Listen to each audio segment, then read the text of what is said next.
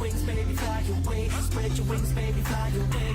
Couple gallons of that rocket fuel got me blasting off just like a rocket do. Got them backing off, cause man, I'm about to lift off. About to write V12 right on the moon. F-16 about to drop the bomb. Flying 50,000 feet up in the stars. Up here, the whole wild world looks small. He was born with wings, he won't ever fall. Aviator flow, gladiator mind, that's fine. I see it in the haters' eyes, and they can tell you walk, they can tell you run. But me, man, I'ma choose to fly.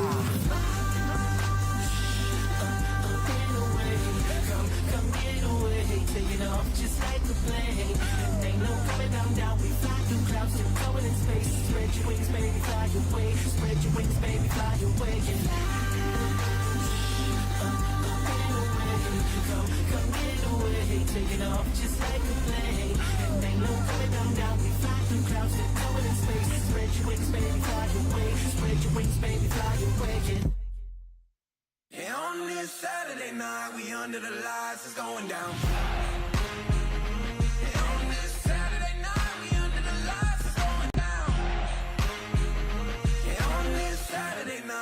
Under the lights, it's going down.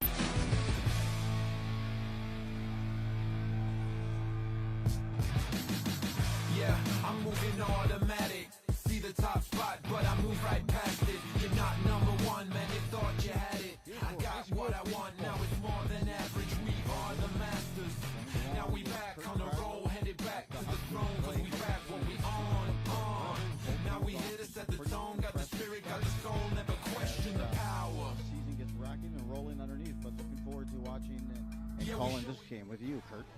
Joe, I'm very excited for this game as well.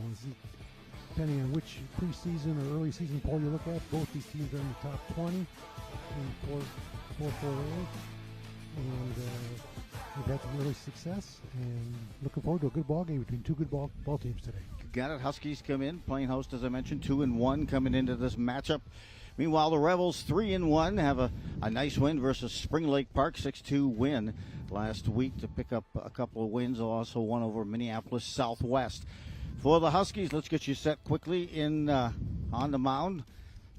And towing the rubber is the Windy gets a set. Brett Bittner. Bittner comes in with a record of 1-1, 7 in the third innings pitched, 8 hits, 3 earned runs, and an ERA of 2.86. And meanwhile, Drew Law behind the dish Followed by in center field, we'll look at Danny Scheller. He's been a great addition this season in center field. Followed by left field and Hunter Besky in right field. Rounding it out is Ethan Wallin. Meanwhile, shortstop, you've got Keaton Coe at second base. Good setup with Wyatt Myers. At first, it is Kuzniev, and then at third base is Jackson Knutson. We'll get a look here also at the starting lineup in that order here, and stepping in first, we'll get that for you momentarily. Rebels leading off with Reese George. George is center fielder. Takes that first pitch of the game up high. Might have a little bit of momentum and extra juice on the fastball with that wind, Kurt, coming from center field. Yeah, it's pretty brisk, blowing in straight in from center field at about 15 miles an hour, and outfielders going to have a fun time playing with that wind, I think. I think they are. We'll have to have some skilled players. Both teams do. Got George at center field. Ground ball on the slider. Over the third in time, Jackson Knutson fires it over to Kuznia and retired. 5-3 is George, the leadoff hitter for the Rebels. Next up is Brockton Sandell, second base. He'll be followed also by Nick Carlson.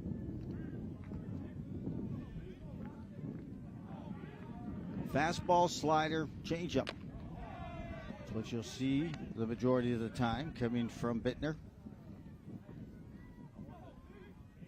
Pitch misses up high. There's looking like a dead red fastball right down the middle. You got to keep to that technique on these windy days, Kurt. Yeah, I made a nice adjustment there in his release point for that second pitch. Slider that time. Ran in, a little delay in getting to it. Follows it back ahead in the count now. 1-2 is Bittner. Andover had a nice win over Anoka on Friday night. 5-2 win as the Huskies right, but there, barreling it up to right field, hanging up in that wind. That was struck well. Hit on the screws that time by Sandell, but retired, and you've got to be ready in right field today. That ball's going to be active. That's Ethan Wallin making the catch. Yeah, I think we're going to see anything up in the air is going to be held up and brought back in. So first team that gets more to the line drives and hard hit ground balls is probably going to have a better opportunity to score. Nick Carlson steps in. Carlson with 3 hits versus Spring Lake Park last week. Their 6-2 win over the Panthers, a called strike. First pitch that Carlson sees this afternoon.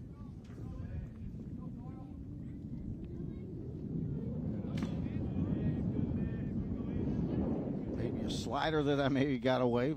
Huskies come in, as I mentioned. They've won the last 3 matchups between the Rebels. The last time the Rebels picked up a win, it was 10-0 in 2021 against the Huskies. Got his hands underneath that pitch. Myers makes the play at second on a high pop fly. You cannot take anything for granted today if that ball's up in that jet stream. And infielder, just like Wyatt Myers, making that catch at second, that's going to be an active ball. Yeah, it was nice to see there both the shortstop and the first baseman kind of surrounded him to make sure that as the wind took the ball, it didn't tail away too far from him, and then they could have made the catch. But that was good teamwork there. On the mound this afternoon for Champlin Park will be Donnie Vendel. So Vendel pitched last week against Minneapolis Southwest. Did a great job through 4 innings in that game. An impressive outing. Meanwhile, set up defensively behind the dish, we'll have Tristan Wexeth. Out in left field will be DeLong. Paulie DeLong in center field. We mentioned Reese George, and then in right field, Caleb Greer. Meanwhile, we mentioned behind the dish will be Wexeth at first base. Oleg Mueller, that tall, slender look, always great to have at first. And then Sandell at second base. Shortstop is going to be Carlson, and then at third, it is Mac Yanish. Again on the mound, Donnie Vendel taking his final warm-up tosses, and the batting order for the Huskies will consist of Drew Law leading off, followed by Danny Scheller, Wyatt Myers, Jackson Knutson, Jamison Kuznia, Keaton Coe, Hunter Besky, Brett Bittner, and Ethan Wallin. Huskies come in hitting a team batting average .341 and an on-base percentage of .426. 11 stolen bases, 11 walks thus far. So they like to put the ball in play. And I think this is going to be potentially a low-scoring game with the wind at the back of the pitcher. Yeah, and you mentioned Sendell. He had a great first outing, 11 strikeouts in that first outing. So he's got the strikeout pitches. So we'll see if the Huskies can rough him up for some base runners or not. Again, as I saw last week against Minneapolis Southwest, he'll start and pitch from the stretch. Misses with that fastball up here to Drew Law. Law comes in hitting .455, 5 for 11. Barrel of the bat on that, just a bit behind. He's also with that 5 for 11, has 2 runs, 3 stolen bases, and just 1 strikeout so far this season.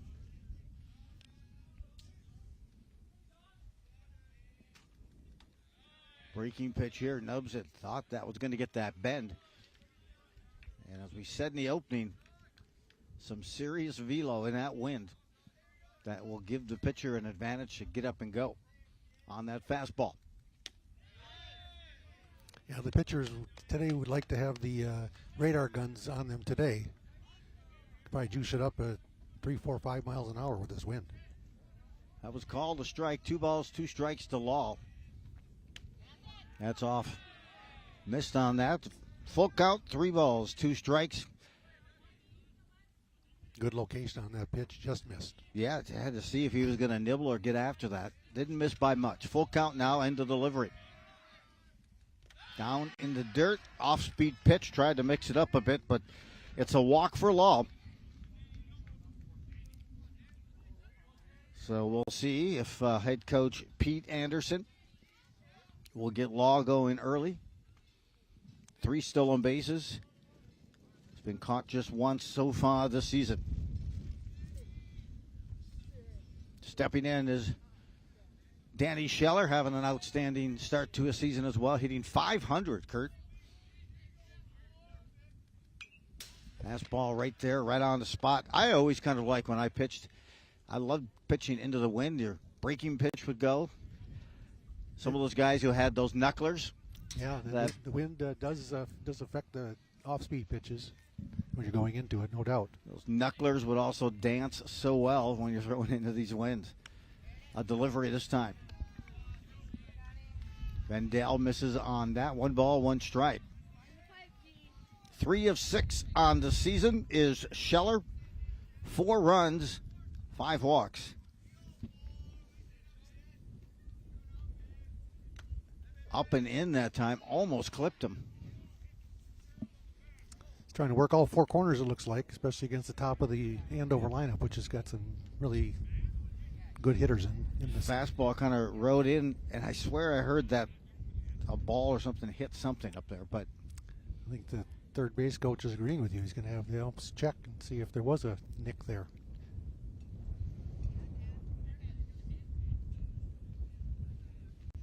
they have a conversation here, and they said nope, no hit batsman. Well, for Scheller, he'll get a chance to see some additional pitches. It's the account is 1-2. Trying to decide if they thought that hit part of the bat or not. But anyway, 1-2 delivery here. Vendel, the pitcher, from the stretch. Law is at first. Breaking pitch is called a strike. A punch out there on a slider that time. Scheller got caught looking. And I think he got crossed up there. And that last fastball came in and almost hit him, and that one looked like it was going to be inside, but then it curved over the plate nicely for the punch out. Wyatt Myers. Next up, number 3 hitter for Andover.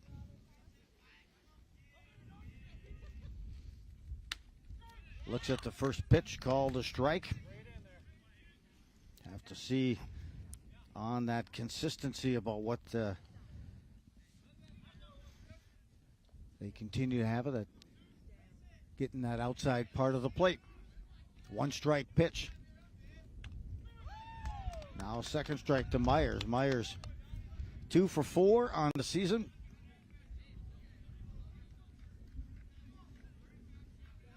Had a couple of nice knocks on Friday night's game versus the Tornadoes.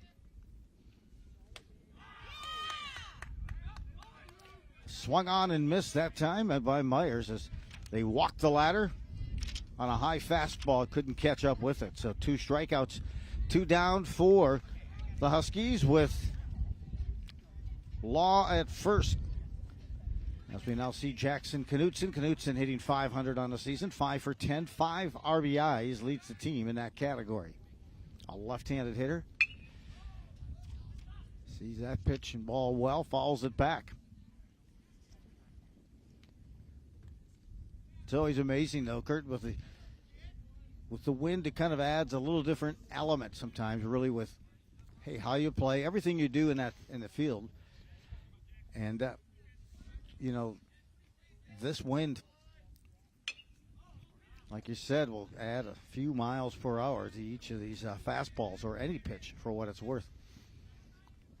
Yeah, and the way Vendell's bringing it in there, he doesn't need much help in the speed category, and he's finding the lower part of the zone and the corners, so he's in a good groove right now. Law will look to maybe extend that lead. The number 4 hitter Knutson hitting right now. Law reached on a walk. This one's in the dirt. Almost looked like a back foot breaking pitch. That missed. 1 ball, 2 strikes. Vendell been pretty sharp here in this first inning. Has struck out 2.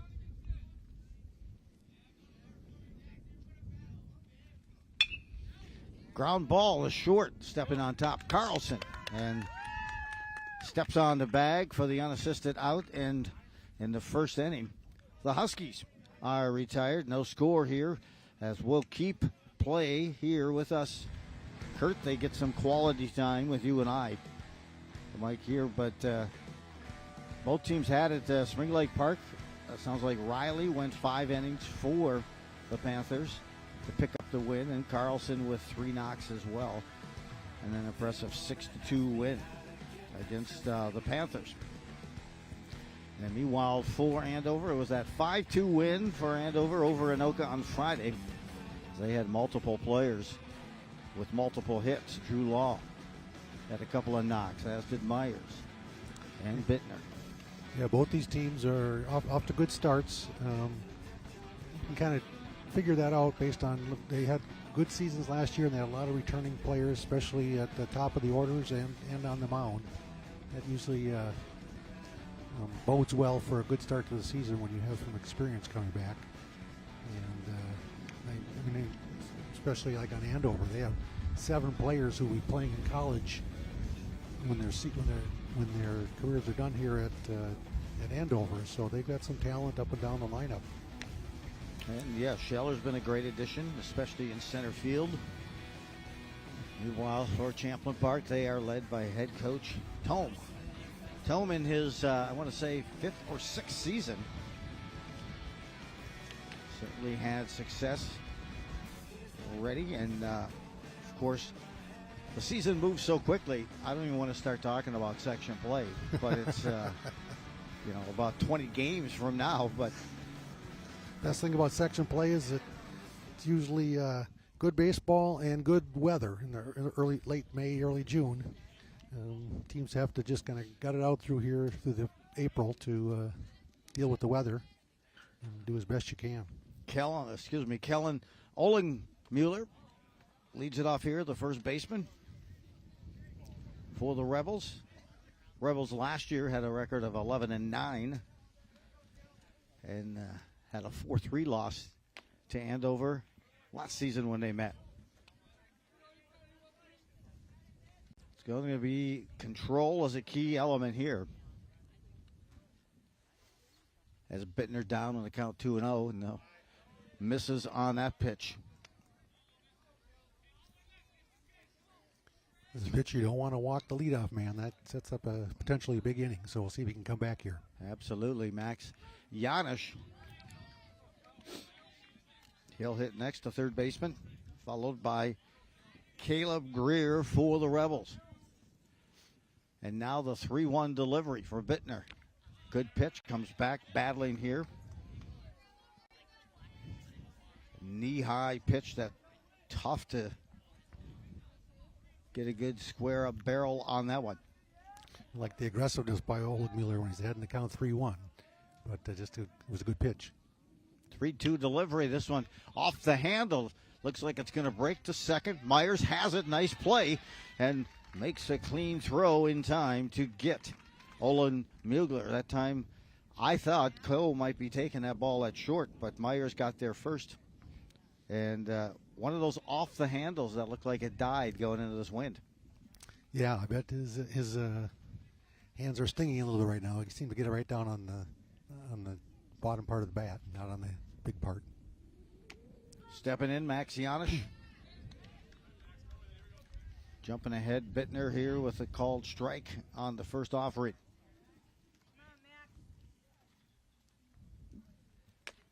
As I mentioned, Andover's won the last 3 games, the last 3 meetings between these two teams. All very close.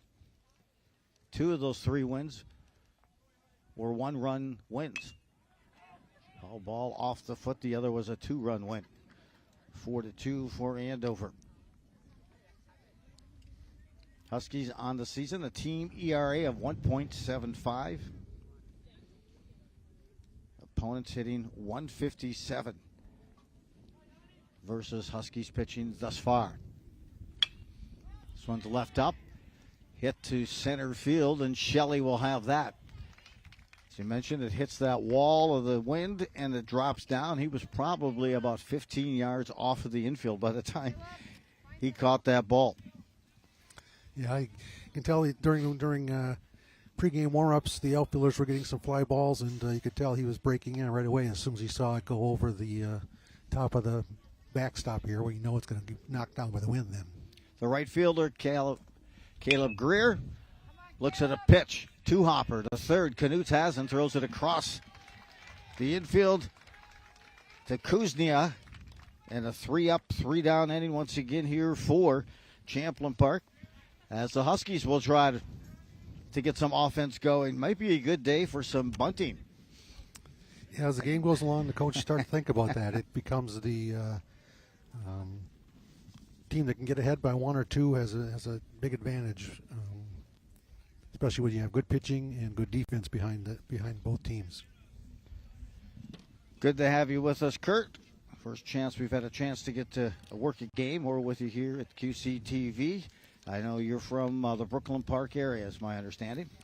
Yep, I've lived in Brooklyn Park for 35 years, and my kids and a couple of my grandkids went to Champlin Park High School, and I was involved quite a bit in Northwest suburban baseball, softball, and basketball as a coach and as a parent.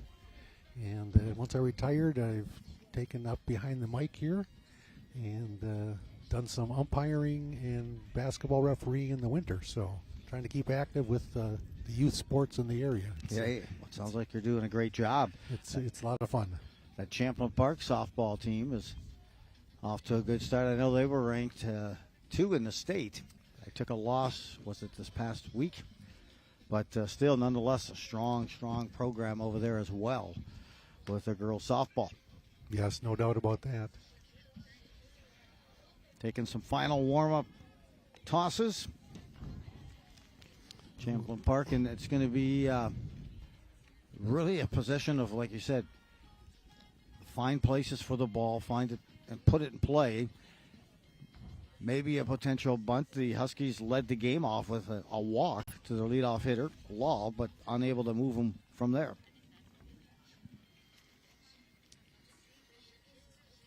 As they set here, final tosses, and it is. It's just been a great start for both of these teams. It was a 4-0 win over Rogers for the Rebels to start the season back on April 4th, way back then. And then that tough loss to Blaine, 3-1. That was in 8 innings. I had a chance to talk with Coach Peters from Andover over the last couple of days and asked him about his team's strengths, and I see they're coming through here. He said his defense is very solid. He called it special, and he's think that his hitting group has some thump in their bats, and so that's a good combination to have good defense and some hitting to go with it. That it is. Jamison Kuzniak hitting .600 on the season. Took a strike on that first pitch and then the ball. Kuzniak, 6 for 10 on the season, 2 doubles, an RBI, and just 1 strikeout. The key thing is also that strength up the middle for both of these teams. Andover, of course, with that experience, with Law behind the dish. Keaton Coe at short, Myers at second, and then Shelley in center field. Foul ball here. Drifted stay back. Sometimes I have a tendency of looking straight up, but with this wind coming, I just figure it's going to sail right over the top of us, Kurt. Yeah. So I'm excited to see how well Kuznia is playing. Swung on, stays alive, foul tip, unable to hold on to that was Wexeth. Given that he had a UCL injury in 24 that curtailed his season, and coach says he's come back pretty strong, and looks like his bat is at least back to fine form. That it is. He's been able to square up extremely well. 2 for 4 on Friday against Anoka. Reaches for this one and maybe just getting the second right there. The launch that time maybe without the wind. It would be a battle to see if the second baseman could get that in the outfield. That one dies. And right the second for that first out. Kuznia retired. And Keaton Coe steps in. Coe hitting .250, 3 for 12 on the season.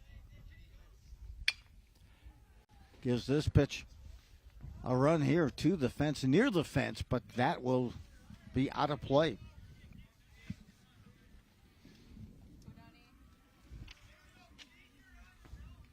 Keaton Coe, you mentioned Coach Anderson, excited about his play and the infield as a whole, but he really kind of leads that infield at short.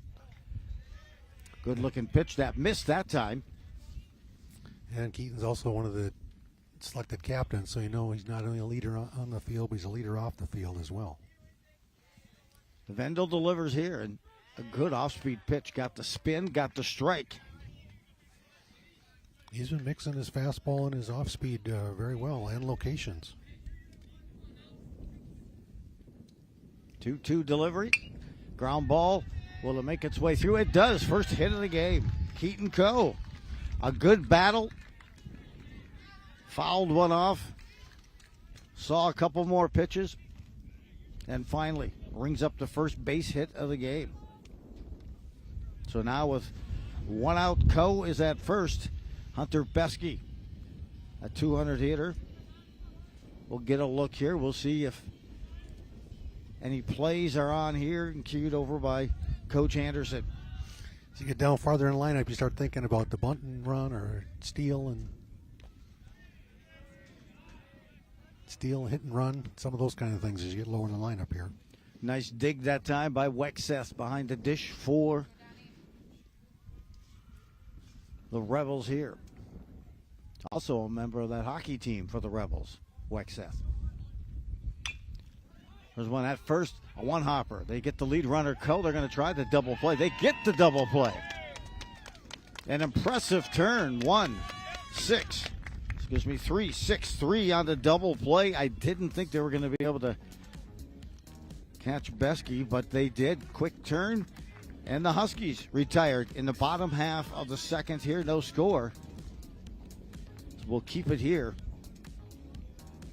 You need more quality time with Joe and Kurt here on this Tuesday afternoon. QCTV. With tomorrow we're going to be at Champlin Park covering another game, and that's going to be against Totino Grace.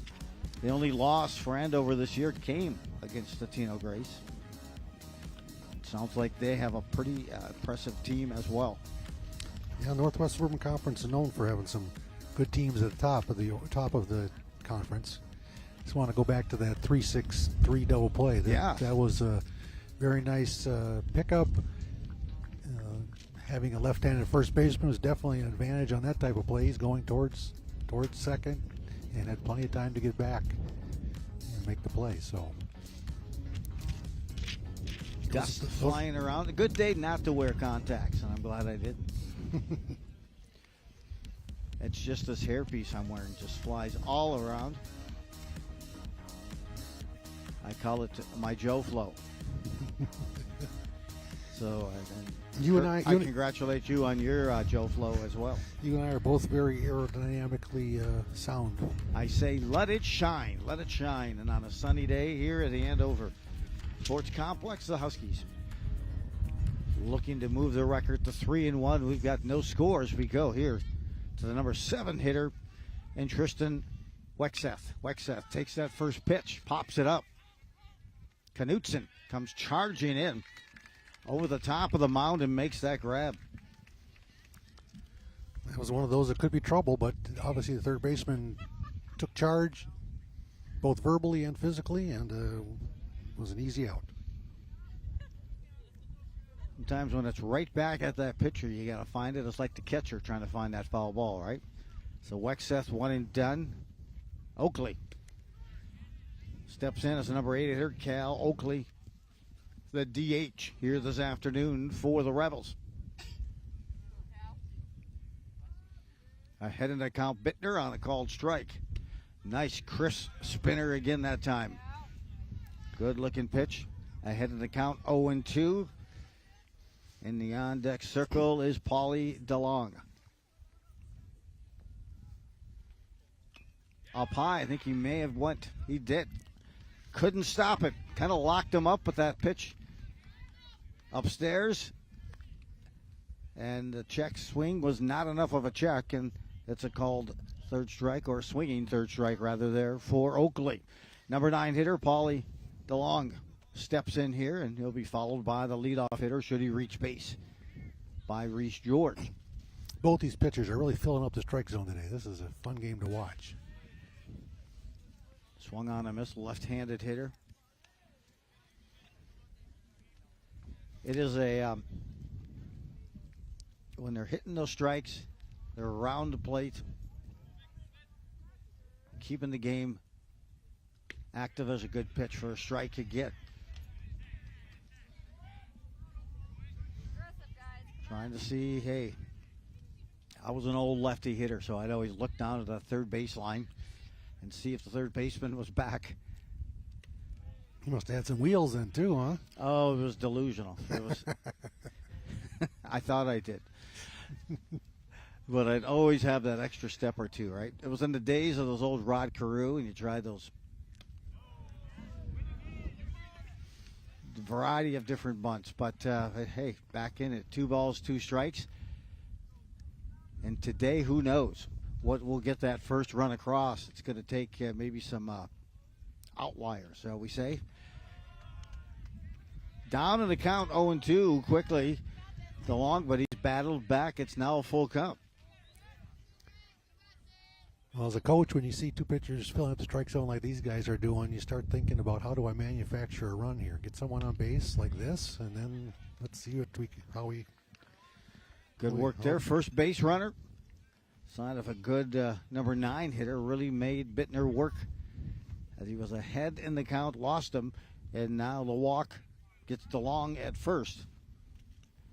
Stepping up is Reese George, the leadoff hitter.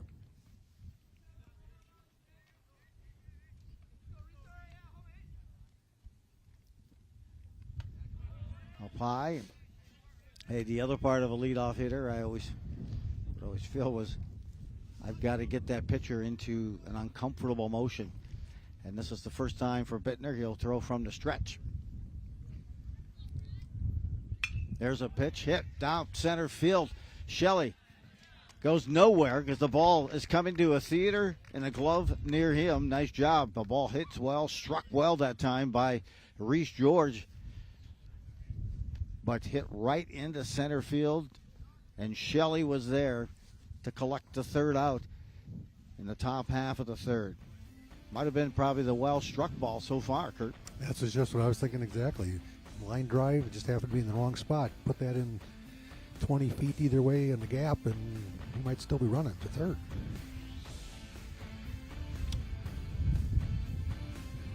As the Huskies here will bring up Brett Bittner.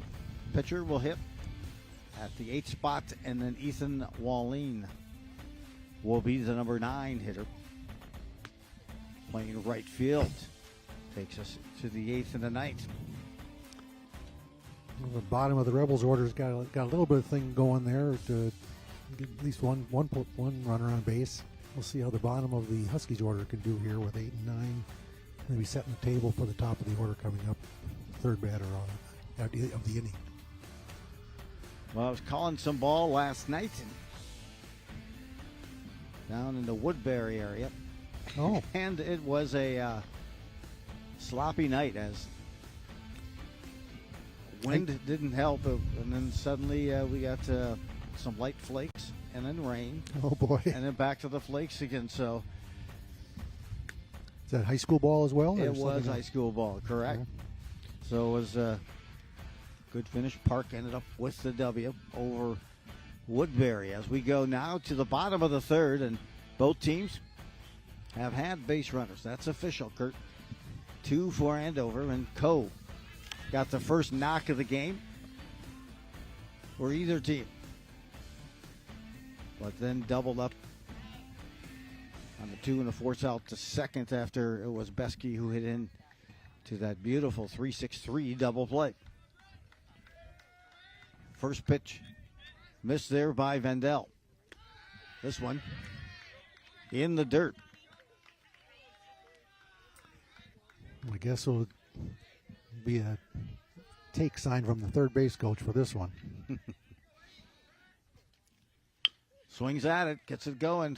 Two-hopper to third in time across the diamond for the out. Max Janisch with a nice play. A two-hopper. Didn't get that take, apparently. Puts a swing on it. Guess that's why I'm behind the mic instead of on the field, right? Wallin steps in. Ethan 1 for 8 on the season. Couple of walks, strikeouts. He's a 300 OBP. Grip and rip on that first pitch. More rip than grip. Yeah, it was. Lost the ball, lost the bat there. It did. Ethan's one of those Huskies that are going on to play next year. He's going to be playing at UW Stout over in Wisconsin. Again, bring some smoke again the second time. Might as well use that wind to your advantage, as you mentioned. About a 15-mile-an-hour breeze. Feels a little stronger than that at times. And increases that get up and go on a fastball. See if they can control around the plate here. 1 ball, 2 strikes. Inside, misses on that to Wallin. It evens the count at 2-2. It was a good pitch sequence there, going outside, and then back inside, and almost got the corner there.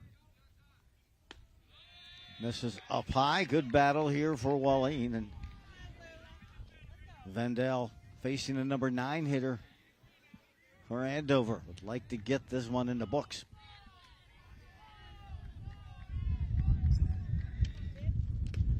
Swung on and missed. He did. That was a fastball with some command and conviction. Yeah, I think he said, number 9 hitter, I'm just going to rear back and challenge you and don't want to put you on with a walk, make you earn it. Huskies flip the lineup now, back to the number one hitter in Drew Law, who reached first on a walk. His first plate appearance. Well, I always like to see what happens the second time through the lineup here, especially when pitchers are dominating. Who makes the adjustments, the pitchers or the hitters? Going to make some adjustments here after they've seen 9 batters already. And this is sometimes where coaches get more into the let's bunt, let's play some small ball, see how that goes.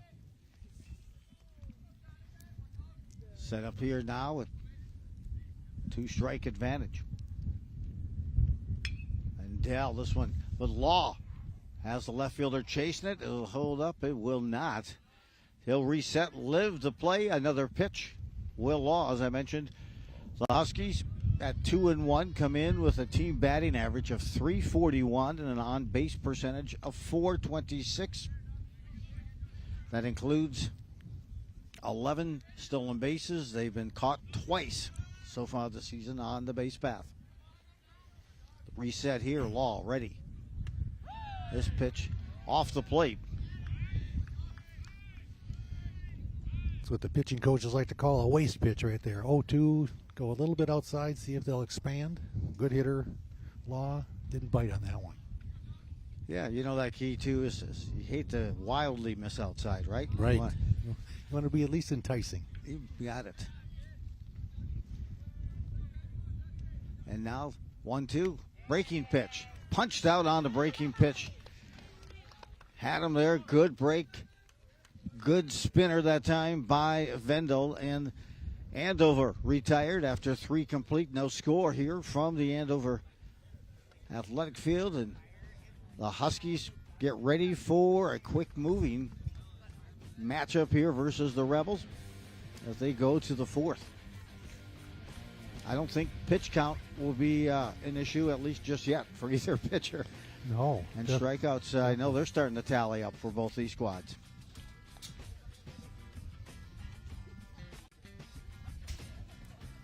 Yeah, that pitch count is always issue that the coaches have to watch out for, especially when you're getting into the weeks where you might have 3 or sometimes even 4 games backed up for weather. You got to work on the pitch count and have a deep rotation. Actually, when I talked with the Husky head coach, he said that one of the keys to their season this year is going to be finding some of the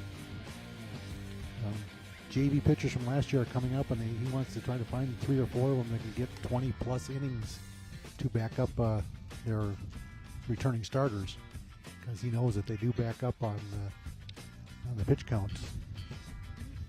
Yeah, when you get ready for a postseason run, you need some depth. So setting up here is also the number 2 hitter, number 15, Brockton Sandell, will hit first.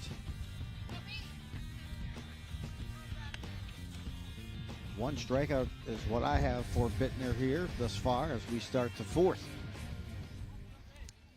Feel free to correct me if I am wrong. You are right. You are dead on. Bittner, as I mentioned, on the season, comes in with an ERA of 2.86. Opens up with a slider that time, in and tight. Bittner 1-1, has a whip of 1.50. Called a strike there, comes back with a crispy fastball. Opponents hitting .242 versus Bittner this season. High pitch up around. Coe comes in, charges, makes the throw, almost airmails it, but bringing it back down. Kuznia, and they retire. Sandell just in time. Tricky play. That ball almost sailed, as we talked about earlier. Today's that day that you got to have that throwing technique, hitting technique, pitching technique all solid. Yeah, but it all goes back to fundamentals. That was a nice play by the first baseman. It's nice to have a, I guess, 6'2" first baseman there with a 25-inch vertical. Get up there and get after it and come back down on the base. You got it. Shortstop Nick Carlson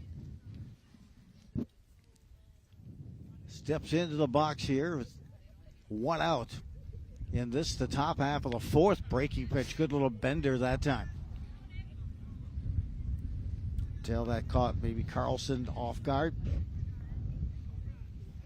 A little unique, Carlson is the only captain that the Rebels have this year. Says a lot about his leadership ability. That's a backwards K, second strikeout of the afternoon as Carlson will sit down after a called third strike. And now to the number 4 hitter and first baseman Kellen Oligmuller.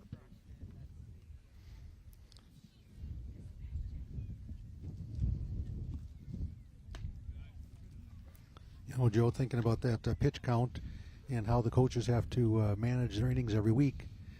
Early in the week, with a game like today on Tuesday, both of them can go with their number 1 pitchers and manage the pitch count so that they can pitch again later in the week, if it's even just a half game or coming in to close out an inning or two in a close game.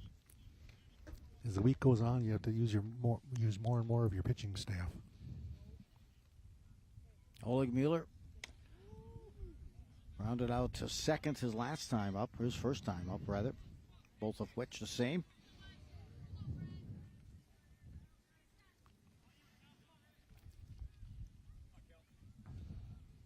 Maple Grove next up for the Huskies. That'll be on Thursday. My days are messed up. This tax deadline has me all over the place. You didn't wait till the 15th, did you, Joe? Come on, I hope not. My accountant has had it in her hands for a day or two. Now, I'm sure once this game is done, I'll be getting some additional information to her.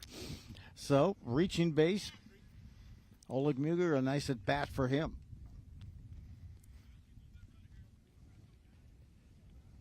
Max Yanish gets a look here. This one's lifted in the air. Scheller's going to have to dart, adjust. You could tell trying to read that thing as he came in straight, then had to adjust a bit to the left. And that is that third out. Retired. Top half of a fourth. This game is moving quicker than a NASCAR pit stop. Or it's no longer NASCAR. But a pit stop nonetheless. Bittner doing well, keeping them off balance. And the key thing, too, even though he walked Oligmuller, I believe that's his second walk. Yes, it is. He's issued. The only base runner so far. He's got to get them ready, got to come back and stay mentally strong. As I mentioned before, once you hitting against these pitchers and they get into a zone, once you get to first base, you want to change that motion on it, right? You want to get them to think different. Maybe make a throw over to first. Yeah, there are some pitchers that are very comfortable in the windup, but from the stretch they have a little bit of a problem, and other pitchers are the other way around sometimes, and that's why you'll see once in a while a starting pitcher that actually pitches from the stretch, even with no one on, because one or the other is more comfortable for them. That's something that you need to take advantage of, is when you get them in the uncomfortable position, is take advantage of it. And that is what Donnie Vandell has been doing. Saw him last week against Minneapolis Southwest. Yeah. It was a good game. I believe he pitched 4 to start, and then they came in with their sophomore, Torkey, Damon Torkey. Yeah, his first varsity experience, and he pitched very well. Needed a little help at the end from the closer to get out of the last inning, but very impressive for a sophomore. Yeah, the ball comes out of his hand nicely there. Meanwhile, also 3 pitchers is what it took when they had, unfortunately, their lone loss to Blaine this year. And both teams kind of, as you mentioned, pitch count, get used to a lot of different guys early in that season. As we set it up here, Andover will try to get something going. Yeah, they're at the meat of the order here, 2, 3, and 4. So this would be the time that you would expect that they might have a chance to get some base runners and make something happen on the bases. We'll see. Danny Scheller steps in, as I mentioned, a .500 hitter. It's a ground ball Three-hopper gets by short. We'll see if they're going to give that an error or a hit. He was working it down to base path. It was a slow roller. Yeah, looked like it took a little bad hop at the end there. Kind of got up on his throwing arm or his glove arm, and couldn't quite. The sun is zeroing in. Tough to see the monitor, but I think that was a hit, to tell you the they'll truth. give him a hit. All right, that works. Wyatt Myers. Next up here. Myers struck out his first time up here versus Vendel.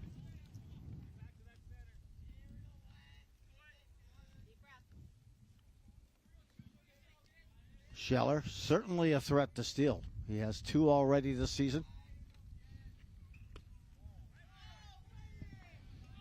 And you got to think, hey, is it going to be pop time that you're looking at? How quickly can the catcher get it out? When he does, he's throwing into this wind. Yeah, and it looks like base runner is getting a pretty good secondary lead there to start off with. Called a strike there. Nice pitch delivered to make it 2-1 now to Myers. Myers, mentioned, coming in 2 for 4 off of that game against Anoka. Now 2 for 5 on the season. Here's one's popped up. He'll get at it again. Myers had his first strikeout of the season in that first inning. 2 balls, 2 strikes. Danny Scheller on first for the Huskies. This pitch waved and a little late. They'll reset and bring it again. Appears to me that he's trying to hit that ball between the 3 and 4 hole over on the right side of the field. There's a big gap there with the first baseman holding the runner on. Correct, trying to punch that thing through. Another pitch. This one's misses outside. And we're full at 3 balls and 2 strikes. Second base is just been cosmetic out there tonight. It's just there for the look. So is third. As no one has reached second just yet, they have now. So a base hit and now a walk to Myers. Puts runners at first and second for Andover here in the bottom of the 4th, and coming out is Coach Tome to have a discussion with his pitcher, Vendel. Vendel had been pretty accurate. About 3-4 strikeouts. Yeah, I think this is more of a pitcher discussion than it is a defensive discussion, because I don't normally, with first and second, nobody out, you might be thinking about a sacrifice bunt, but I don't think with Knutson up, number 4 hitter, they might be looking to get a little bit more than just a one run out of this rally. Absolutely. You got your number 4 hitter up. Leads the team in RBIs, does Jackson Knutson. He ripped a double against Anoka. Brought in a couple of runs for that. 5 RBIs, 3 stolen bases for Jackson Knutson. He's also one of their captains and one of their vocal leaders as well, per Coach Peterson. See if they have that 4-hitter bunting. They hit it. He nudged at it, called a strike. He did offer.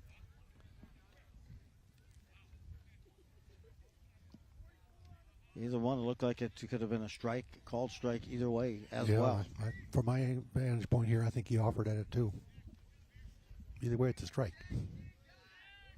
Still, first and second. First is all the way in. He puts it down third. Well played. Nicely bunt. Good pressure, and there's going to be extra bases in air. The power of the bunt scoring. 1 across. 2nd across. Shelley head first dive. Myers has got to get dirty, and he does. The power, I always say, the power of the bunt, because you're doing something different than a great bunt by Knutson. Oleg Mueller that time. Oleg Mueller was in so tight at first. It didn't seem to bother Knutson. He stayed focused, put down the bunt, and that was going to be close. If he had it was close to a base hit. I couldn't tell from this angle. Yeah, I thought he was going to beat it, but didn't have to make the field umpire make a close call there because the ball was down the right field line, and that went so far away and had good speed in the bases. Both runners scored on a bunt. And still there, Knutson at second base and no outs. No. As Jamison Kuznia steps up. Situation here, I can't see if there's anyone warming up in that Rebels bullpen. But they didn't just score one, they got a crooked number, did the Huskies, and now with that 2-0 lead. Kuznia on a fly out to second his first time up. Looks to bunt himself. And we kind of thought, bunting may be the activator of runs here today. Yeah, and it turned out to be the case. At least for the time being, right? And yeah, that's pretty impressive to have your number 4 big RBI hitter be able to put down a bunt that well and take advantage of the situation. That 2 words for that pitch: filthy. That was Filthy spinner that time delivered by Vendel. And Kuznia heads back to the bench on the strikeout. Kuznia, just his second strikeout of the season. 14 plate appearances. Now we're taking a look at Keaton Coe, the shortstop. Coe drives this one to center field. Tagged it hard, but into the wind. It's going to drop in front of center field. And that one would have been a fine drive on a normal day, but George ran to that ball and on one hop picked it up. That ball just, again, died in center field. Yeah, and that because it was kind of in the right center gap a little bit, the center fielder, even with his speed, was not able to get to that. Just a dying quail in the right spot, but I'm sure Andover will say it looks like a line drive in the book. Second time today that Coe's been on the base path. One and done with that one pitch. Hunter Beskey hit into a double play his first time up. With one out, looks at a strike. Vendel still looking sharp on that mound, pretty crisp. 2-0 leads for Andover. Runners at first and third, and just one out. Missing outside that time with Donnie Vendel. Yeah, he's been pitching a little bit of bad luck this inning. The ball hasn't been hit that hard, but a couple of balls in the right spot and an error to add on. Down low through, and they will give up that stolen base. Base runner advances there for Andover. Now runners second and third. That pitch itself called a strike. So we're at 1 and 2.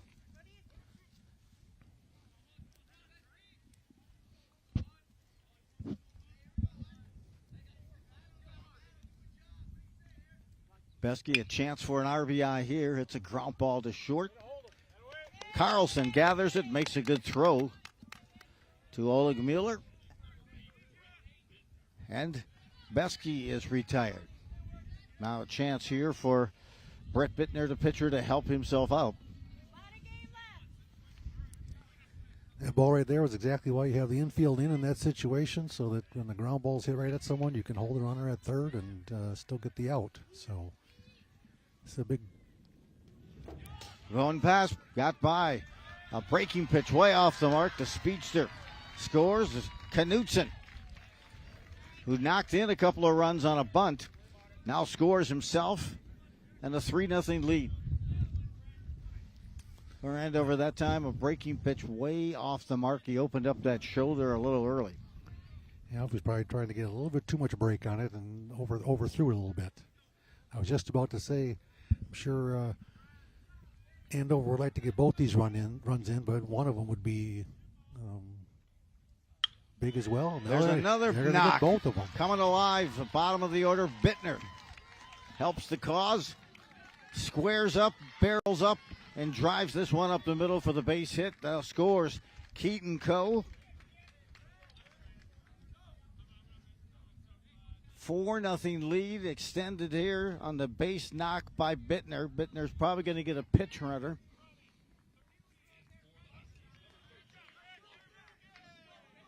Well struck, and certainly it's been an impressive fourth inning here for Andover. 4 in the fourth. Head coach Pete Anderson signaling players in and out like he's bringing in planes left and right on the runway. And up is Wallin. Wallin, one of the strikeout victims, I believe, of Vendel. Yep, he sure was in the third inning.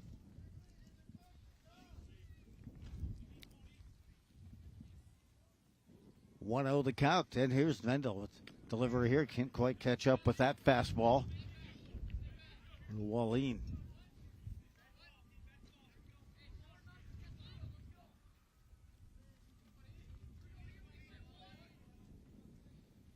And the delivery here down low. It's a tough one to catch up to, and it just misses. I believe Vendel with 3 or 4 strikeouts here as we are in the fourth. He got his 5th one here in the fourth inning, so he's up to 5 now. Nickel, there's a active breaking pitch. Well, I'll say that was one of the best ones he's thrown today, I think. Yeah, a back foot breaking ball that time, and ahead in this count, looking for the 6-pack that is in strikeouts. Will get it there. He called it out. Could not hear the official, and it was a late on that punch out. But strikeout victim number 6, but not before. The Huskies put up 4 in the fourth. And they set the table nicely with a hit, a walk, runners at first and second. They loaded the table there. That was Scheller who started that inning with the base hit, Myers with the walk, and then Knutson 2 RBIs on a bunt single. The ball after that throw was sent to the outfield, and then later on Knutson scored on the play of there was on the pass ball rather. Yeah, it was a very efficient inning. 4 runs on 4 hits. So when they got the runners on base, they moved them around. A little bit of help from the Rebels on the error and on the wild pitch, but this is the kind of game you'll take any run you can get. Heads to the top of the 5th here, and the Rebels will send right fielder Caleb Greer up to the plate. 6, 7, and 8 hitters. This would be a good inning for the Rebels to get at least 1 or 2 of those runs back, if not more. Running out of outs here, and Andover on the hill is looking very strong. We mentioned tomorrow here at QCTV, we'll get a chance to cover the Rebels once again as they play host at the Tino Grace at Rebels Field. Following that game, it's the 18th. Here on the Friday, they will be taking on River Falls. This one's driven to center. Shelley looks like he's got this. No, he's going to let it float to right. Let the teammate take it from there, and we're retired. 1 pin, and a quick at bat here. They're not working the pitch count at all for Bittner, as and over there with that piece. Wallin handles that ball to right field. That looked at first like it had a chance to go to the gap. Yeah, I think that was on a calm day. That was probably out near the fence, if not over. But today it's a can of corn to the right fielder. Wexeth steps in, takes a grip on this ground ball to second. Handling that is Myers. Over to Kuznia in time for the second out.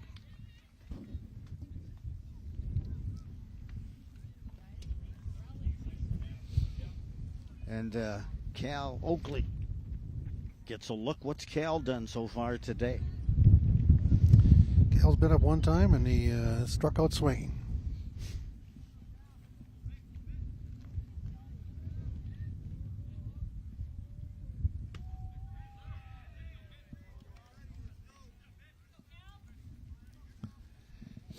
Fell behind there, and a nice fastball on the outside corner.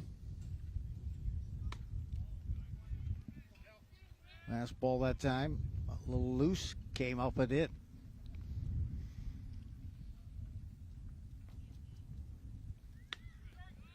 Dots the eye with a nice pitch, fastball on the outside part of the plate. Oakley, the DH.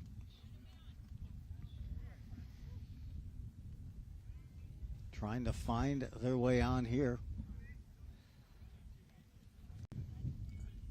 As we mentioned just at the beginning of the game, has the feel of one of those games where a bunt could turn things around, and it did. Yeah, no doubt about that. At least for the time being. Punched out, caught looking, opening the door, grabbing the beverage and shutting the door, and a punch out. The umpire behind the plate, Oakley. And the Rebels are retired in the fifth. For Bittner, how many strikeouts is that tallying for him? That's his third strikeout. Been pitching well, though, up and in, outside of the plate, hitting those spots. As now, Andover, we'll see if they can extend that 5-0 lead. As they take their lineup into the bottom of the fifth, and they'll flip it to the top again. Drew Law leading off, his third plate appearance.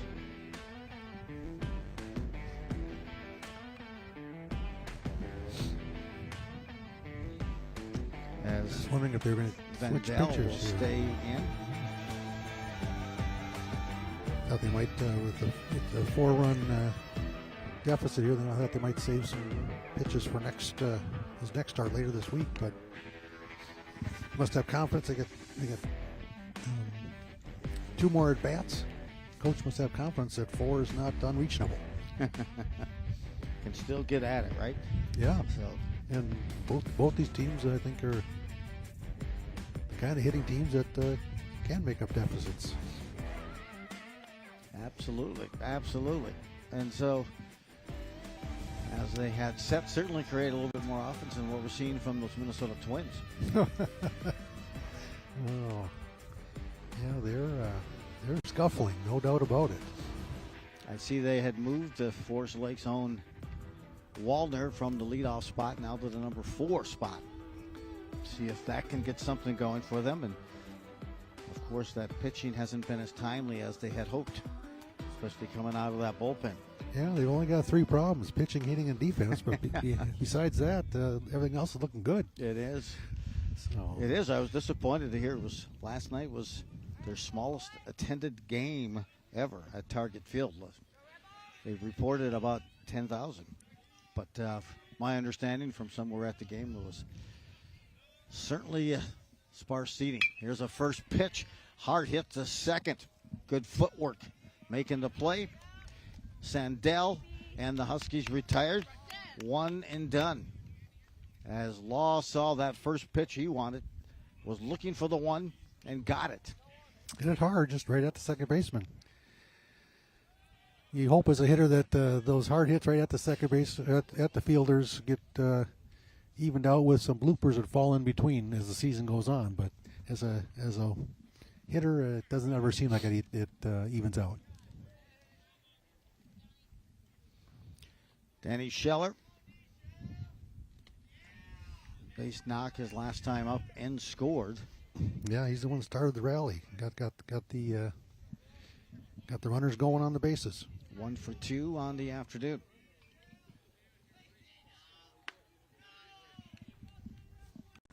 Vendel misses outside.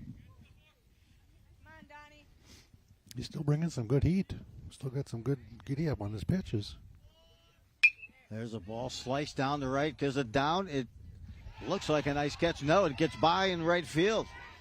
Caleb Greer has it get by. Myers on his way to third. He's going to have to get down. He does. He's there. He's safe. He'll stay at third. That is his second triple of the season. Had one last Friday. And you had mentioned that in the previous at-bat. You could see he was sitting and waiting to go to right field and punch it. In his previous at-bat, this time he barreled up. And with the top spin, hands to the top of the ball, made for a tough play attempt by Greer in right field.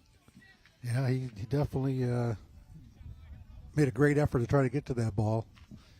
Just out of his reach, and once it bounces by, that's a three-bagger. Knutson, as they roll here. We might have a lineup just a minute. That was Scheller. Myers is up right now.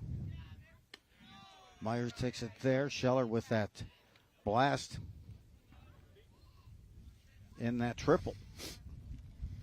Rebels have the infield in again to try to cut off this run, especially when you're behind by 4. You don't want to go down by any more if you can help it. Well struck ball by Scheller, his first triple of the season.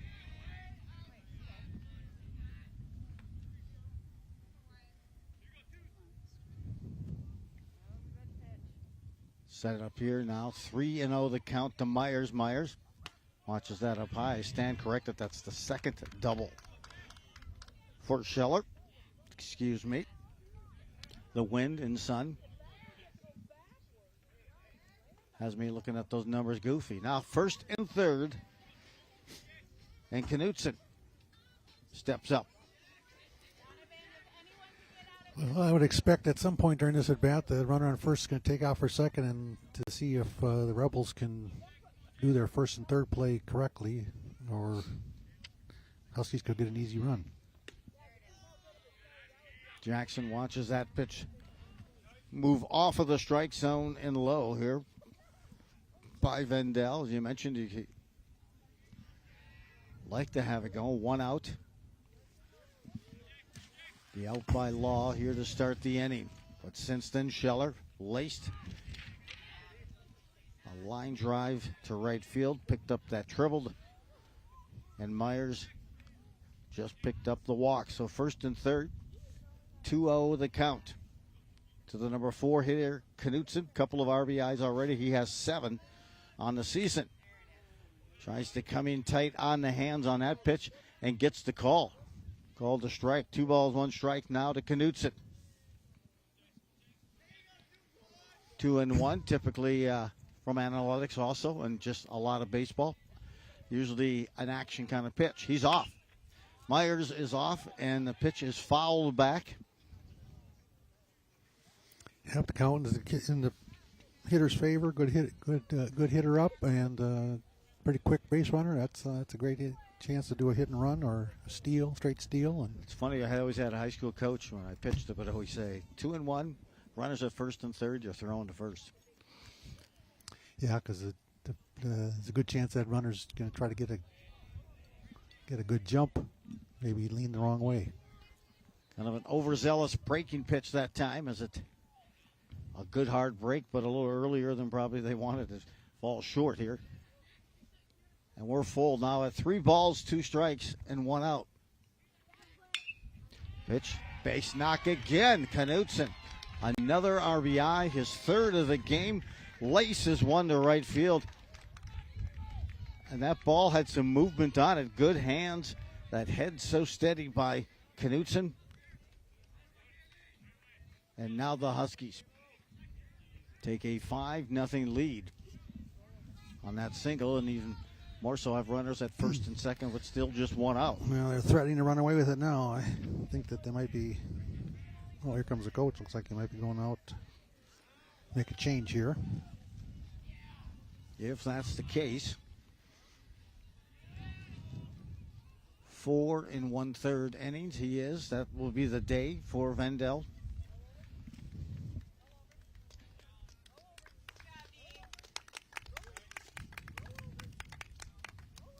Donnie Vendel, 4 1/3, 6 strikeouts, I believe.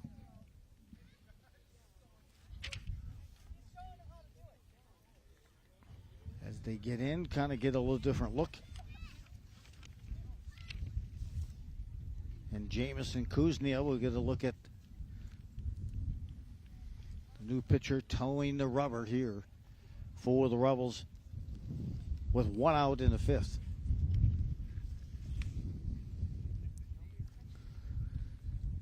Number 9, that's Josh Henson. Saw Josh Henson close the game against Minneapolis Southwest last week. He went 2/3, pick up the save.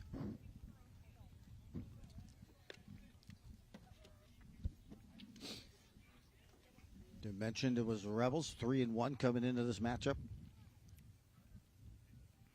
They've lost their last 3 to the Huskies.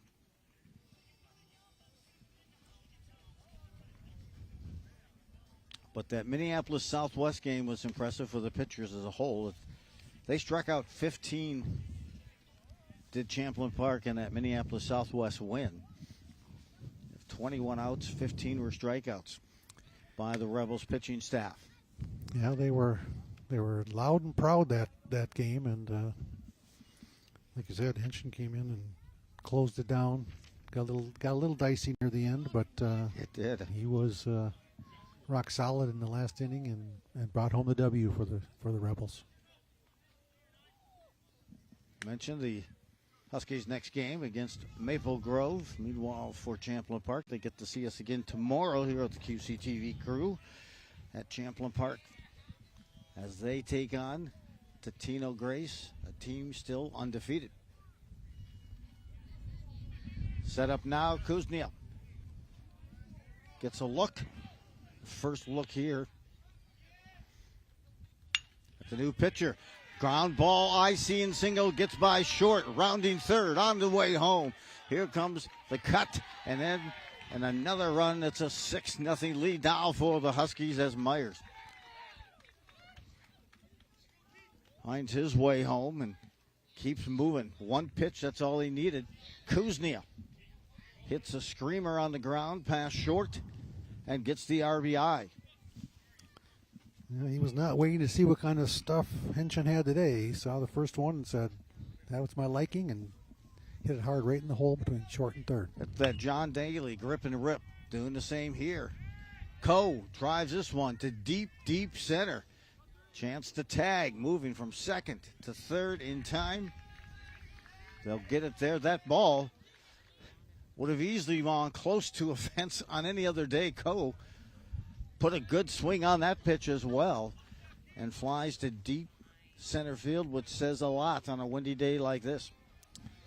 Yeah, that ball was struck. You could tell by the sound off the bat that was squared up pretty well. 2 pitches, 2 hitters. One was a single and an RBI. The other a fly out. Advancing a runner from second to third for Andover, and Beskey now gets a look. Hunter Beskey.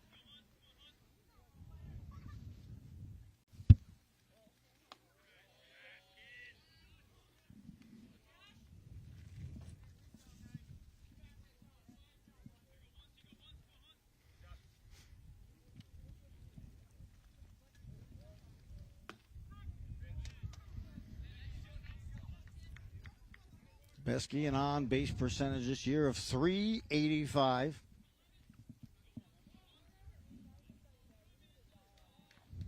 Gets a look with runners in scoring position here. Swung on and missed, ahead in the count. Henson at 1 ball and 2 strikes.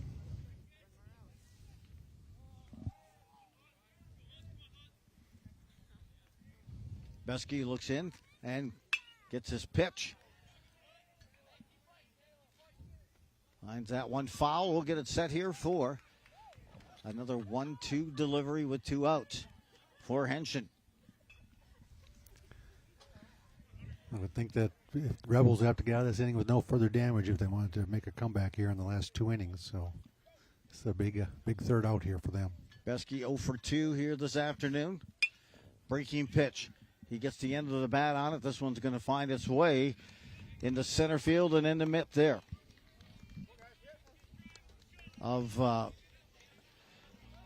George, and they retire. Reese George retires the Huskies, not before they put up another crooked number. And now lead 6-0 as we go to the top half of the sixth. Do you think we'll see Bittner out there again? That's a good question. That comes down to how many pitches he's probably thrown this game and where he's at on the chart and how many days he'd have to rest after this. Looks like he's back out there. He's been pretty efficient with his pitches. Impressive afternoon, really. Yeah. As he will have a chance here to get a look at DeLong. I believe DeLong is leading this one off. He's Yes, he is. number 9 hitter.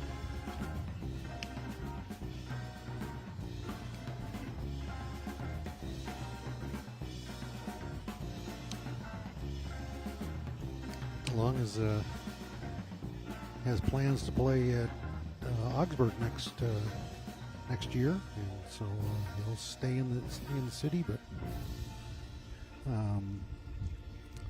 move on down to Minneapolis there. Well, Bateman there is a head coach. I know of a couple of guys who have played for him, including Kyle Hoppy, the first base coach for the Huskies. They certainly enjoy Bateman, a former Gopher, as that head coach. Here's a pitch delivery and a called strike. Sometimes it takes a while for that umpire to wind up and deliver that strike signal. 0-1.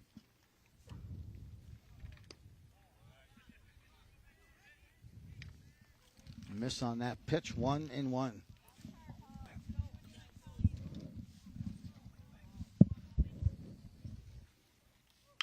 This one drifted. It's going to be a triangular pace ball, triangulated by 3 players, and finally in center field, Shelley brings it in. That's what you want to see from your fielders. You want to see them all sprint towards the ball, and in that situation, the center fielder needs to take charge, and he did, and it was a relatively easy play. One down. They flip to this number 1 hitter in George, Reese George.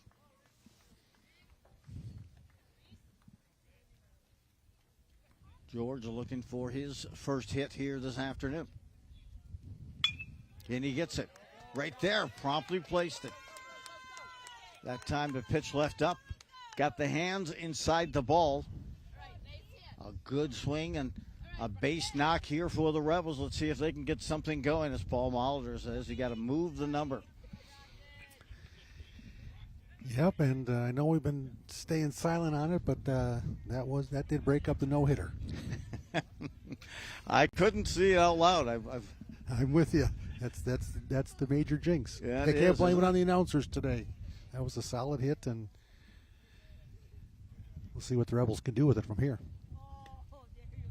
Pitch there, good active breaking pitch with missed down low as we have 1-0 count. I gotta think for this, maybe they run someone else out on the 7th. We'll see what Coach Anderson wants to do. Even though you have the wind at your back, it can get a bit, how shall we say, laboring to continue to have that wind as an annoyance around. Runner at first, 1 out, there's a strike. Sandell on the afternoon. I believe a ground out his last time up. Took a little bit more off of that pitch and got the strike. So yeah, right now when you look down at the Rebels in the book, there are a lot of 0 for 2s, and George is 1 for 3 now. So a little extra juice on that one. Got the torque off the rubber and delivered a bit high. 3 balls, 2 strikes, full count, 1 out. Here's a chance for the Rebels to get things going here in the top half of the 6th. They trail 6-0. This pitch. Now they're back-to-back base hits. This one. Hit, the runner advances, gets under the tag, and he's there. So, runner advances as well on that play as the ball hit down the line. I couldn't tell if he advanced because the throw went to third, but nonetheless he's second and third. And now we may see a change by head coach Pete Anderson. Back-to-back knocks, and both those balls were scalded, hit extremely hard. And I don't know what the pitch count is, but I'm going to guess it's enough, unless they haven't had somebody warming up.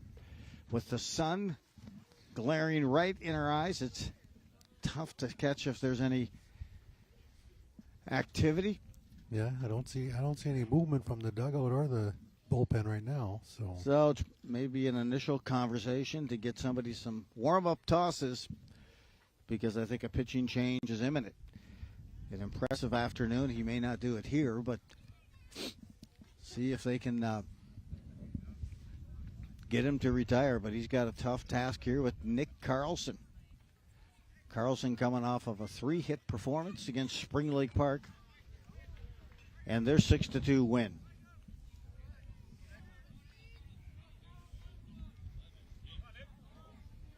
So Carlson, a good bat, and they'll keep him in. I'm just going to say this is probably the Rebels' best hitter, all-section player last year, who's going to Concordia St. Paul next year, and he's been their leader. So they probably want to leave their best in against their best to shut this thing down if they can. Fastball misses up high. It looks like Huskies do have a southpaw warming up.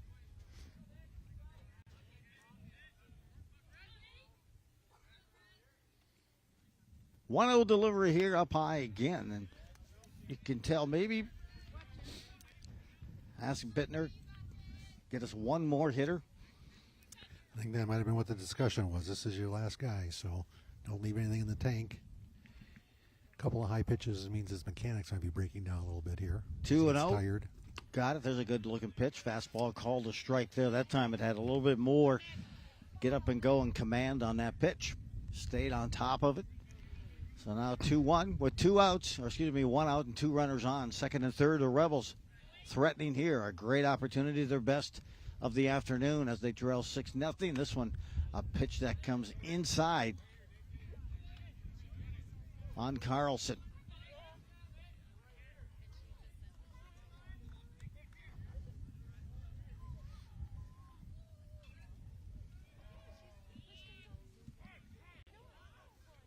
Time is called here as I think a ball from the field next to us in the JV game may have hit the turf.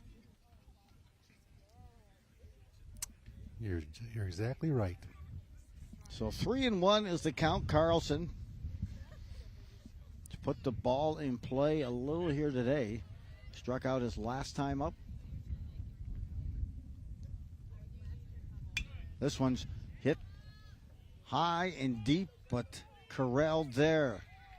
Right field has the catch. Run will tag deep enough. And the Rebels have a run across here to make it 6-1 in the bottom of the 6th. Trailing that was Wallin with that catch in right field. Sacrifice fly and an RBI for Carlson. As Oleg Mueller. Kellen gets a look. Left-handed hitter. Can imagine the Huskies are willing to trade that one out for that one run in that situation with Carlson at bat, who's a. There's another knock up the center field. Oleg Mueller, a single and an RBI coming in to score here the second run.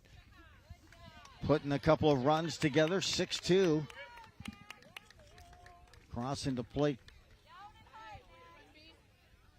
And getting that quickly at it here, the Rebels.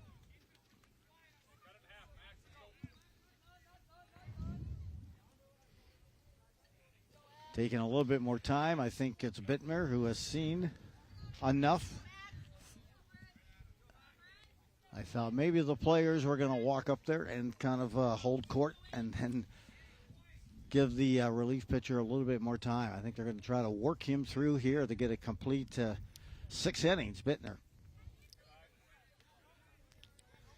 Pitches out there, misses down and away as he looks at Maxianish, the third baseman. This one's lifted to second. Myers calls for it, has it, and Bittner's day, I'm going to assume, is probably done. And what an impressive one, although the Rebels come across with two, put up their own crooked number. Now trail just 6-2 as we go to the bottom of the sixth. Having that no-hitter going for 5 innings. 5 1/3 before the Rebels tagged a couple back-to-back hits. Those 2 runs eventually hit runners, eventually scored, shall I say. So, that was a very impressive outing by Bittner if he is done. Against a good hitting team early in the season. It just goes to show it's not about sometimes always the velo. We'll take a look at the number of strikeouts he has through those 6 innings, but he was around the plate. Day and what's that wind? Kind of favored the pitcher, but still you have to have your control. You got to stay on command on those pitches with conviction. And he did just that. Yeah, he only had 3 strikeouts, but didn't have a lot of hard contact against him either. So. That is it as well.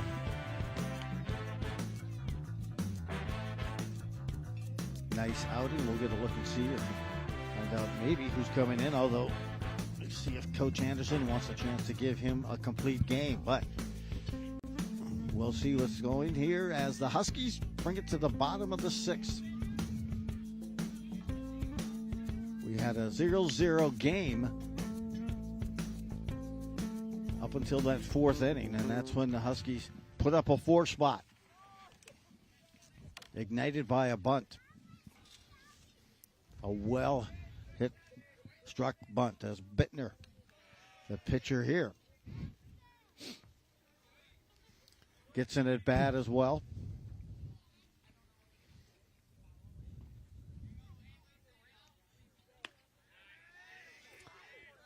Bittner, we know what he's done pitching-wise, and Kurt, what's he been doing hitting-wise this afternoon? Well, he's 1 for 2 with an RBI, so he's doing it all today. Got that one. He's kind of following up with a great year last year. He was all section last year as well, and he's got plans to play at Southwest Minnesota State after his Huskies career is over. Not far from where I grew up. Oh, is that right? Down around the Redwood Falls area. This one, 3-hopper to short. Carlson has it eat up his glove in air. Carlson has that ground ball on the charge, run up and hit the heel of his glove and go over the top. So Bittner reaches first via an error, but key component, he reaches the base. And I'm sure they're going to have a courtesy runner for him. Or a pinch runner. Bittner coming into the game was hitting .600. He was 3 for 5.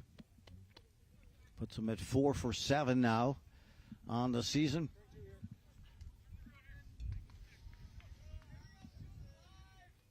Well, they're going to leave him in to run. Another probably indicator that this will be his last inning on the mound. We'll see if that changes. Pitch comes back here. Pinch hitting. New hitter here in play here. Trying to find that number, 22. That would be go. Well, let's see if...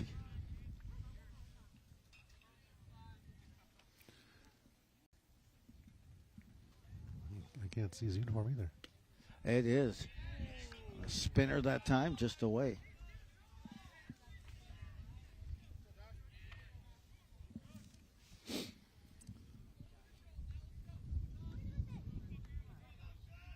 Maybe Eckes, perhaps.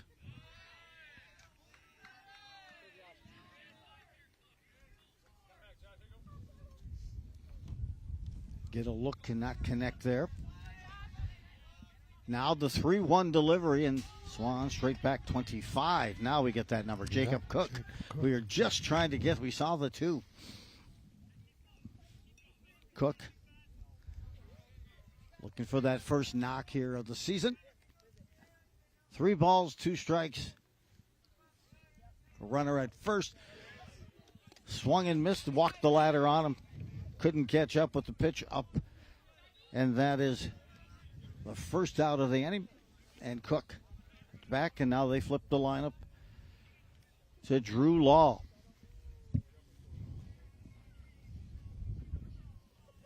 Law walked, and his first at bat.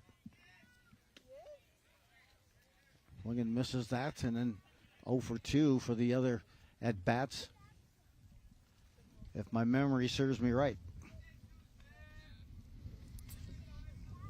0 for 2.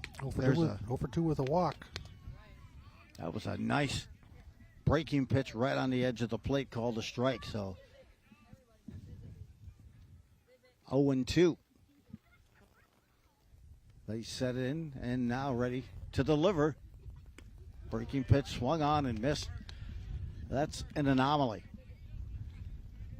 for Drew Law. 2 strikeouts in a game. Goes out swinging. That's a nice looking spinner also. You got to give credit to the pitcher as well, as that ball has to be extremely active. As Henshin picks up the strikeout, second consecutive strikeout here in the bottom of the 6th. Last time up, Danny Scheller laced a triple to right field. Just scorched.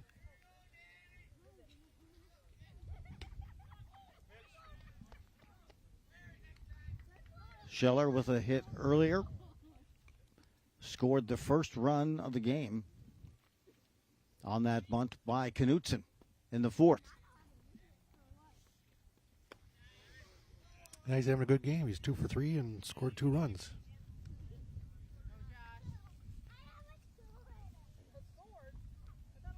Hansen here almost throwing a bit backwards, mostly breaking pitches, and then sneaks the fastball in. That brought a little dust from the mitt, called a strike.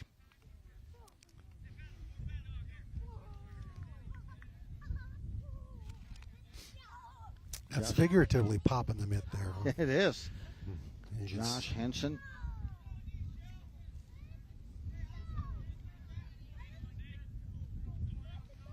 Andover trying to add one more run here. Bittner, this one gets by.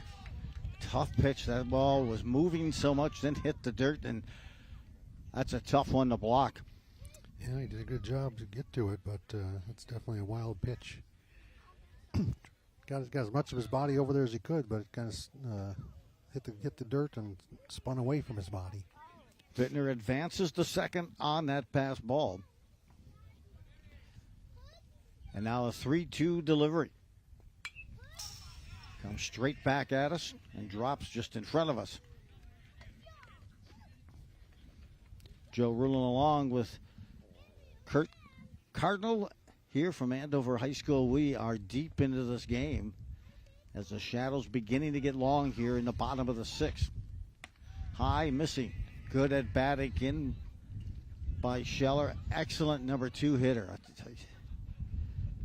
Such a key element of keeping that flow of an inning going. And Scheller finds another spot at first base. Third time he has reached base here this afternoon. And Wyatt Myers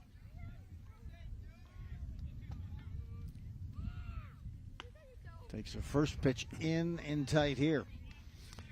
A game that was moving at warp speed, Kurt, has had come to a certain slower pace here in the bottom of the 6th. This one's lifted high, watching first has it. Trying to get, even with that innocent-looking fly ball to the infield, Oleg Mueller wanted to make sure the footwork was there. He had it. Myers is retired. Along with Myers retired, so are the Huskies in the bottom of the 6th as they now get ready to go to the top half of the 7th. And he's going to have him go to distance with Bittner.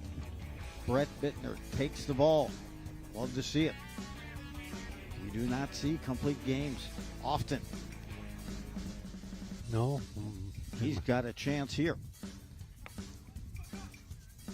We don't get access to the pitch counts because those are kept on the bench, but my guess is he either has exceeded the maximum to have to take the full 3 days rest, and they must have a game on Friday perhaps, or he's under because he's been so efficient this game that he can look to finish it out and still maybe get 1 or 2 innings in later this week. Yeah, tomorrow the Huskies are off, and then they travel to Maple Grove on Thursday and then play Saturday. Oh, that's Rochester Mail here at Andover. So he should be fully ready to go on Saturday then. Maybe we needed Pete Anderson mic'd up to tell us what his plan was. Head Coach Pete doing a great job with this program. I know he was excited about a combination of both the talent, also just a pure skill set, and some of that matched with some of the experience. Check the swing here. Caleb Greer fouls that back. Yeah, Coach Anderson's done a great job here. I mean, he's got a 56-22 overall record, and correct. He's had 1 Northwest Suburban Conference title, 2 Section 7 championships, and the big year was 2021 when they took 3rd place in the state. So yeah, took them to their first state tournament. They beat Hopkins in that quarterfinal matchup of the state tournament. Sounds like you might have been there. Were you? Yes, I was. We had that covered here on QCTV. Okay. And it was at Chaska. Beautiful complex. I love that. Oh, park. yes, that is. There's some smoke right there. Good pitch. Apparently not good enough. 3 balls, 2 strikes here. Bittner looking to close out, but right now they need to get that first hitter. And the Rebels want to extend the play. Whoa. Dangerously fouled back and almost hit player on the on-deck circle. That reminds me that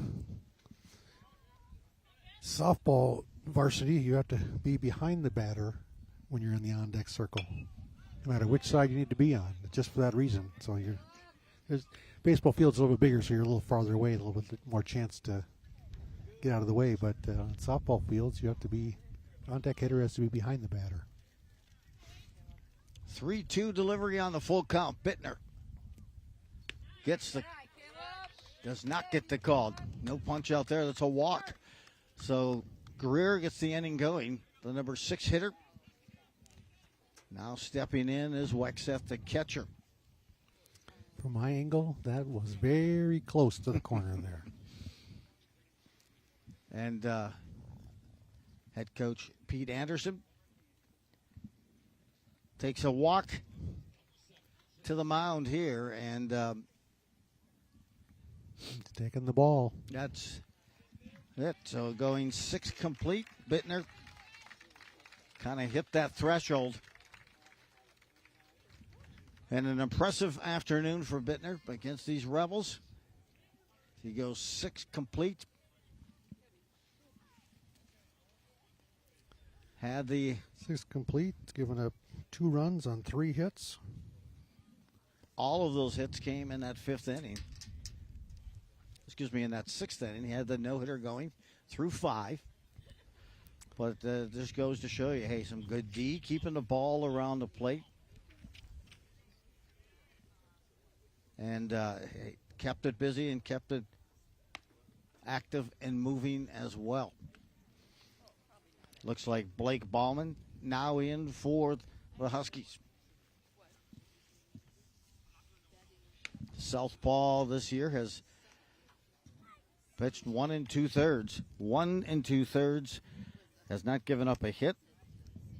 Has 1 strikeout thus far as well. So,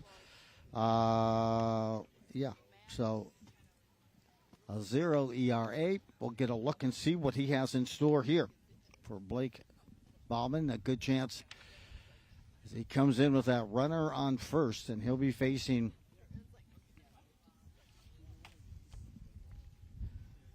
looks to be Wexeth. And it looks like maybe number 16 is a pinch hit. Coming up next for the Rebels, a pinch hitter. Could be Donnie Vandell coming back as the pitcher. Now going to swing the bat, perhaps. What do you think about that, Kurt? Well, did Coach Tome not discuss that with you? No, he did not discuss that part with me. You didn't get that endorsement? Huskies looking to stack a couple of wins here if they can weather here this bottom of the top half of the 7th. Final toss is coming for Ballman. I mentioned their last outing was an impressive 5-2 win over Anoka. Anoka had won the last 4 meetings between those two squads. But Huskies jumped out early in that first inning, put up a 3 spot. Nisler threw that game. Logan Nisler, he went 4 innings, just gave up 2 hits, had 4 strikeouts, and then the sophomore Jack Simpson came in and threw 3 innings of excellent ball, just giving up the 1 earned run and striking out 4 himself. There's first pitch on the way here, and we'll reset on the foul ball. I'm going to catch him off guard there and get a bunt and get 2 players on base, but just went foul. Listening to you talk about the Huskies pitching staff, that's a great staff to have. Nice breaking pitch right on that back door. Had several pitchers that have proven that they can get outs and throw strikes, and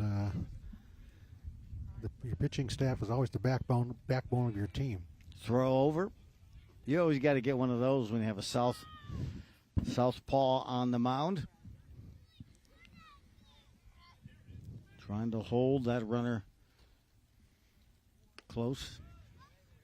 I didn't see if they had a pinch runner or not, but I believe that is Greer still at first. No outs. 1-2 delivery. Here's Bauman. Misses up high. Evens the count at 2 balls and 2 strikes.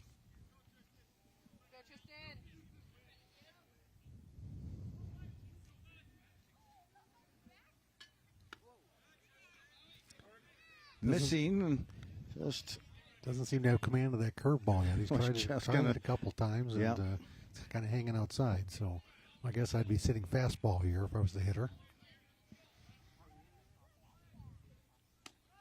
And walks. Jumped out early, but couldn't sustain it. So now runners on first and second for the Rebels. Just down by 4. And we do have a pinch hitter here. Vandell comes in to hit. Donnie leaves the mound. Makes a change to the mindset. And now comes up as that hitter for the first time today. A righty facing the left-hander Bauman.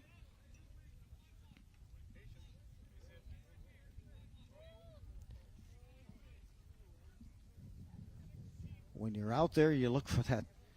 If you're Andover, by that means you're looking for just that first out, right? Right now, it kind of feels like this is the one where you're in preseason practice and the coaches tell you any out's a good out in this situation here. Correct. Runner is going. Did not look back at all. But they get the runner at first, caught in a rundown. Meanwhile, the runner from third is scored already and tagged out. Boy,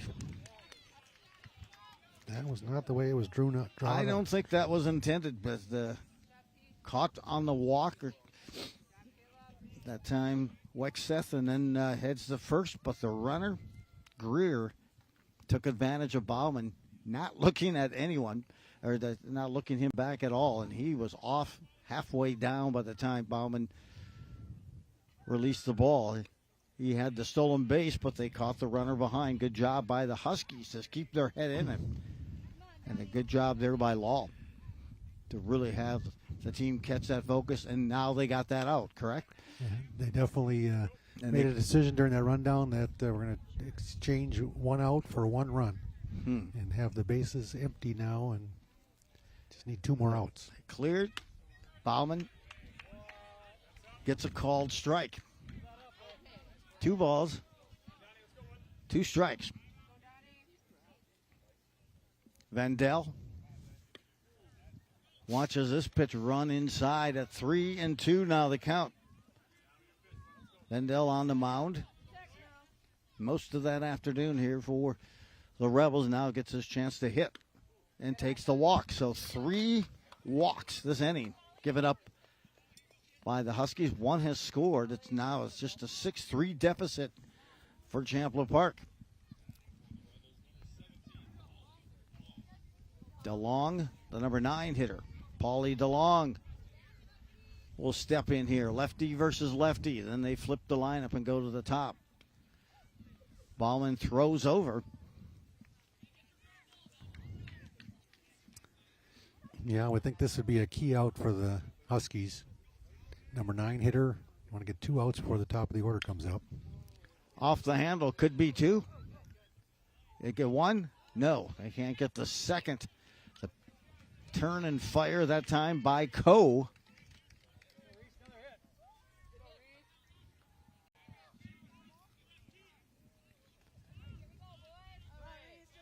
I think that was the first hit ball, right, of this inning. Yes, it was. Here's the top half of the 7th, 1 across. And now we go to Reese George. Looks at a breaking ball towards the back foot. A 6-3 lead for the Huskies, looking to move to 3-1. Meanwhile, the Rebels still a tenacious approach here with a runner on first and 2 outs and their leadoff hitter, George.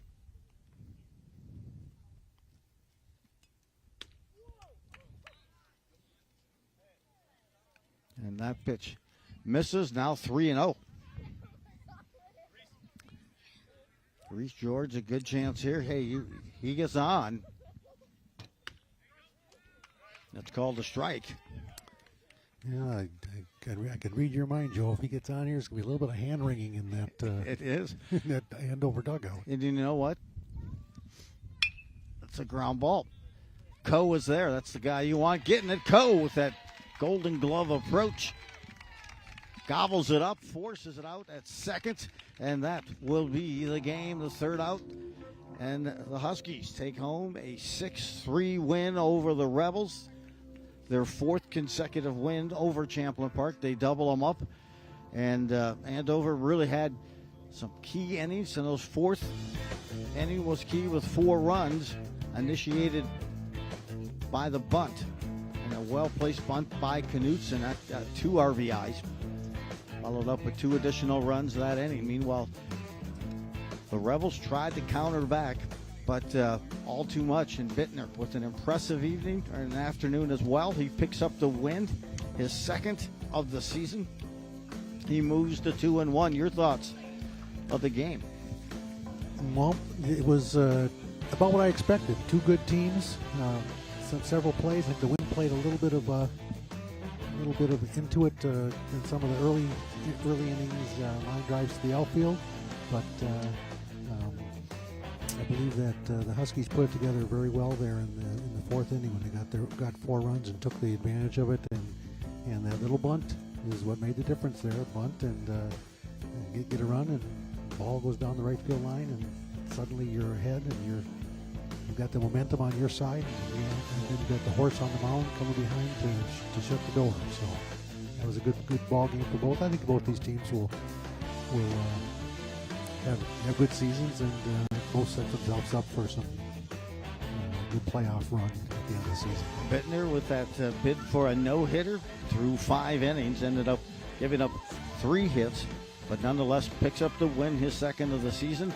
And some clutch hitting and plays offensively. The Huskies put up 4 in the 4th, 2 in the 5th, and they take home a 6-3 win. A late rush and pressure here by the Rebels just falls short. The Rebels now fall to 3-2. They play Totino Grace back at Champlin tomorrow. Meanwhile, for the Huskies, they move now to 3-1. They've stacked a couple of wins. Their next game at Maple Grove on Thursday. Hey, I'm Joe Rulin along with Kurt Cardinal. Thanks for joining us on this QCTV sports presentation. Andover extends their win streak now to 4 straight wins over Champlin Park. I'm Joe Rulin along with Kurt. Thanks for joining us on this QCTV sports presentation. Have yourself a major league evening at a minor league price.